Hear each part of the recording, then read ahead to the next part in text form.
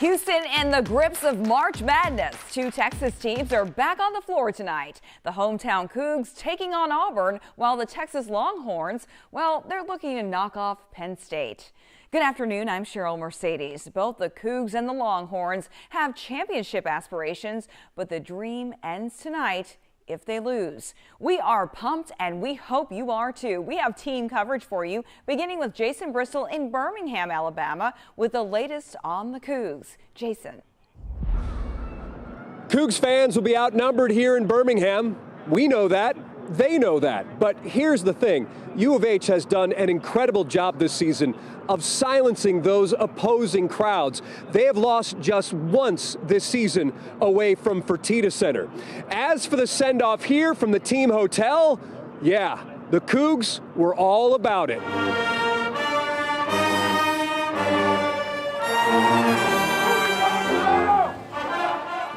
The UH Alumni Association helping set the scene at the Hilton Birmingham at UAB. The band, cheerleaders with a major assist. There's Jarris Walker with computer in hand, I imagine, watching video clips of this Auburn team. Jamal Shed showing little to no emotion. Marcus Sasser in sliders walking to the bus. His groin injury has been the main story of this postseason, and Marcus says he is 100% playing. U of H also saying he's starting. And then you have Kelvin Sampson, his team ranked number 2 in the nation by the Associated Press. And the keys to the game for the Cougs, yes, Marcus Sasser, Jamal Shed, we've been talking about them now for hours and hours, but I think it's the big men. U of H has a clear rebounding advantage when you look at the season stats. Clear advantage over Auburn. U of H has to rebound the basketball and then be productive when doing so. As for Auburn, they play a lot of guys, but if they don't have meaningful minutes, it's not a big deal. So again, I'm going back to this. U of H has to assert itself down low, and if they can, with a little help from Marcus Sasser and Jamal Shed, it should be a very good evening for the Houston Cougars. Let's send it back to you. Thanks, Jason. The Cougs tip off in just a few minutes at 6:10 on the dime. You can watch the game on TBS, or you can head downtown to the KHOU 11 watch party at Avenida Houston. In fact, let's get out there live now to Zach Tawatari. And Zach, what's the mood among those Cougar hopefuls? Cheryl, it might be a little bit of a gloomy day, but it is a just fantastic mood here at Avenida Houston. You can see the Cougar faithful all behind me getting ready for this game. They are just pumped, ready to watch U of H take on Auburn. We've had everything from the dancers to inflate a Shasta here who's having a good time. And I wanted to talk to Renee here, who's from Southwest Houston. And Renee, tell me, I see you all bundled up. You're ready to go.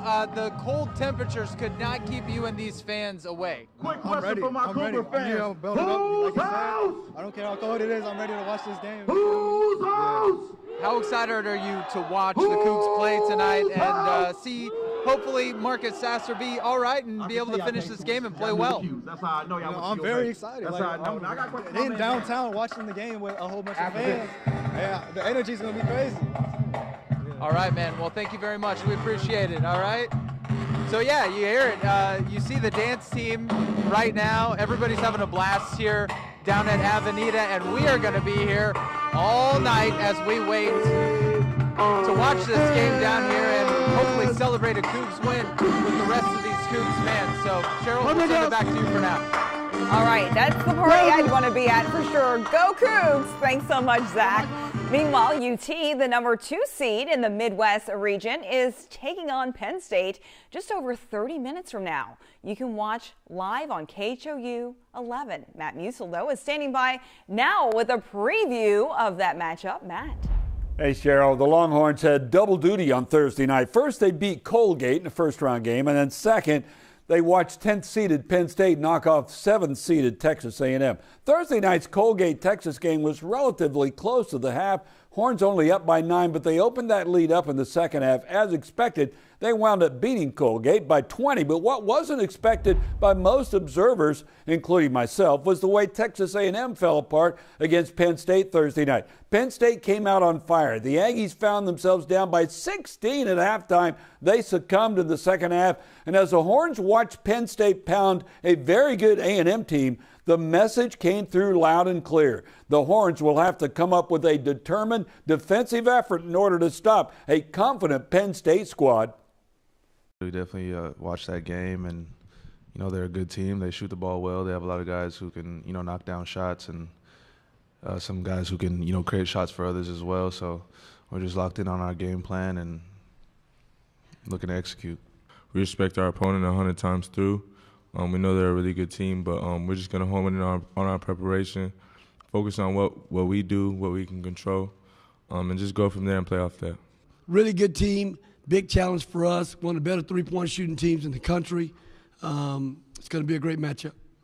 The UT women open NCAA tournament play later tonight. Currently, the Baylor women playing their first-round game with Alabama. Baylor, the 7th seed in the Seattle region, but Baylor is trailing early in the fourth quarter. That's it for now, Cheryl. Now back to you. All right, thank you, Matt. KHOU 11 is your Houston home for the men's Final Four, which is happening in H-Town in just about 2 weeks. For details on the Fan Fest, the music festival, and more, text the word MADNESS to 713-526-1111. All right, time now for a check of the weather. A little chilly and dreary on this Saturday. Meteorologist Pat Kaplan is here with what's in store for the rest of the weekend. Unfortunately, it's pretty much what you see is what you get. Yeah, this is going to stick around at least for another couple days before we flip things as we get into the upcoming week. So live look here from the top of the Westheimer Studios in the Galleria. We're looking east towards downtown. Visibility is good, but there's a lot of cloud coverage out there. Had a couple showers as well. I don't think all of this is reaching the ground right now, but whatever is reaching the ground is falling pretty lightly. We have also had some ice pellets throughout the course of the day along and south of I-10, places like Pearland, Sugarland, League City. All these areas, you actually got reports of sleet, those little tiny ice pellets, not hail, but sleet through the course of the day. That's just because the upper atmosphere is so cold that a lot of these raindrops were frozen. So we had that kind of mixed in with those showers earlier today. On the wider shot there, you can see this shower activity extends all the way back across South and West Texas. And where it was cold enough at the surface, we actually got quite a bit of snow here across parts of the Big Bend National Forest, and as you get into portions of South Texas out towards Del Rio, some areas got upwards of 5 inches of snow. Obviously not cold enough for snow here, but it was just a kind of a cold, dreary day. Temperatures in the low to mid 50s right now. 54 at Hobby, 53 for Conroe right now, 56 Galveston, 50 in Palacios, and 51 in Columbus. So as we get you into the overnight, it's going to be cold. Despite the cloud coverage, we could see some patchy frost in our northern suburbs. I think the freeze, though, stays well to our north across North Texas. Clouds stick around through Tuesday, and then we start to turn a corner as we get into the middle part of the week. So if you're going to be out and about this evening, by 11 o'clock, temperatures are flirting with the upper 40s. We drop into the low 40s then by sunrise tomorrow, and then we'll make a slow recovery through the day tomorrow, but a lot of clouds out there again, so another chilly day on the way. Here's how the temperatures go through the overnight. In the city, we stay in the 40s, I think, but once you get to the north, we could see mid to upper 30s, and this is where patchy frost could be an issue. So they do have freeze warnings outside of our viewing areas. So again, southeast Texas, you're not included in that freeze warning because we're expecting that freeze to stay to the north. So this should not be an issue for plants, but I wouldn't be surprised to see some patchy frost across our northern suburbs as we get into tomorrow morning. So upper 40s by 10 o'clock as we get into tomorrow morning. Again, we're flirting with the upper 30s in town, mid to upper 30s points north. Through the afternoon tomorrow, it's a gray, gloomy kind of day. We could get some sunshine north of the city through the afternoon. Otherwise, though, mid-50s for the high temperatures. Same thing as we get into Monday morning. Through the day Monday, it's overcast. Temperatures in the mid-50s.